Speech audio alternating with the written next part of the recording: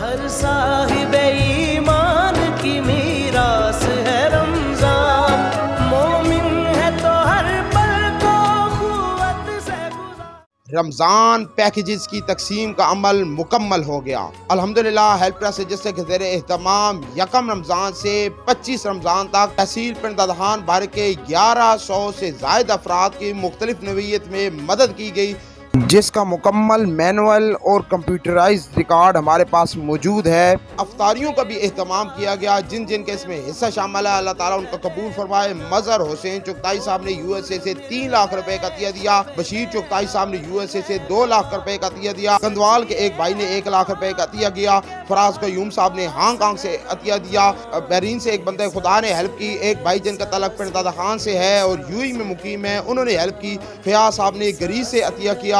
और इसके अलावा जिन जिन का इसमें जितना जितना हिस्सा शामिल है अल्लाह ताला सबका दिया कबूल फरमाए, सबके रिस्क में, जान में, माल में खैर बरकत अता फरमाए, सबकी परेशानियां, मुसीबतें, बीमारियां दूर फरमाए। और अब इंशाल्लाह ईद उल फितर से एक दिन पहले मुस्तहिक और यतीम बच्चों में जूते और कपड़े तकसीम किए जाएंगे।